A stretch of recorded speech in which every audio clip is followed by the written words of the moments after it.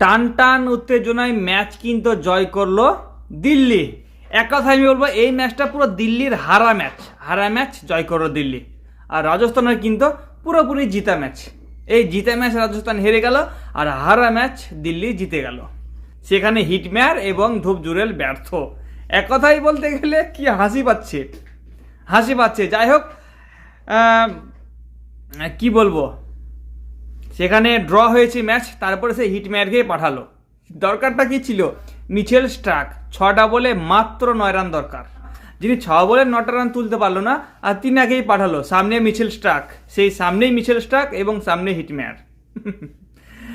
মানে নাটক হচ্ছে না কি, এটা আমি ভেবে পাচ্ছি না। এখানে সুপার ওভারে বল পেয়েছে 60টা বল, তারপরেও মানে কিছু করতে পারলো না। 2টা আউট, মানে সুপার ওভারে অল উইকেট।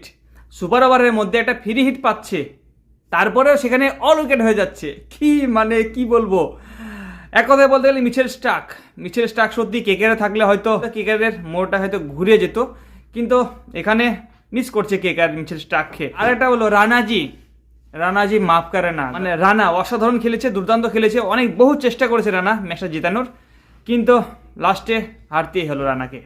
দুর্দান্ত একটা হাফ সেঞ্চুরি করেছে গতবারের কেকেআর টিমের রানা। যাই হোক, তিনি খুব সুন্দর চেষ্টা করেছে, তাই বলবো রানাজি মাফ করে না, গলতি কেকেআর কা হো গাই। দুজনে, একটা কেকেআরের ব্যাটার, একটা কেকেআরের বলার, দুজনে খুব সুন্দর ফর্মে রয়েছে। দুজনে অনেকটা লড়াই করেছে, তারপরেও কিন্তু একজন জিতলো একজন হারলো। মানে মিচেল স্টার্ক জিতলো আর রানা হারলো। আজকের ম্যাচের নায়ক হচ্ছে মিচেল স্টার্কের ইয়ারকাট বল, সেখানে কিন্তু জিতে গেছে। 6টা বলে 9টা রান দরকার, সে নাকি ম্যাচ হারে কেউ।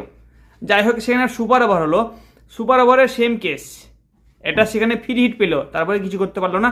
আর একটা এখানে আমার একটা প্রশ্ন হচ্ছে যে এই যে নো বলটা, সুপার ওভারের যে নো বলটা এত লেটে কেন?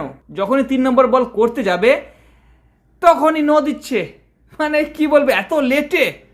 যদি হয়ে যেত বলটা তাহলে কি করতো? মনে করো বলটা হয়ে গেছে, তখন কি হতো? ভাবার বিষয়। যাই হোক, এখানে একটা কথা বলবো যে রাজস্থানের কপালটা খারাপ। হিটম্যারের ওপর আমার একটু সন্দেহ লাগছে, সে নিজে ইচ্ছাকৃতভাবে হারালো কেন? দেখো, দিল্লি জিতেছে, সেটা আমি চাই যে হ্যাঁ দিল্লি জিতুক, কিন্তু ম্যাচটা তো জয় হওয়ার কথা রাজস্থানের। সেখানে রাজস্থান কীভাবে হেরে গেল? এবছরের সব থেকে লাকি টিম হচ্ছে দিল্লি রাজধানী এক্সপ্রেসের মতো বেরিয়ে যাচ্ছে। খুব লাকি টিম, এই বছরের 1 নম্বর লাকি টিম দিল্লি। অসাধারণ, দুর্দান্ত জয়, টান উত্তেজনায় জয় কিন্তু মানে দিল্লির। এক প্রকার ম্যাচটা হেরে যাওয়া ম্যাচ জিতে দিল মিচেল স্টার্ক। চলো আজকে ভিডিও এই পর্যন্তই। আর এই ম্যাচটা কে দেখেছো এবং সুপার ওভারটা কে দেখেছো অবশ্যই কমেন্টে জানাবে। চলো আজকে ভিডিও এই পর্যন্ত, টাটা, বাই বাই।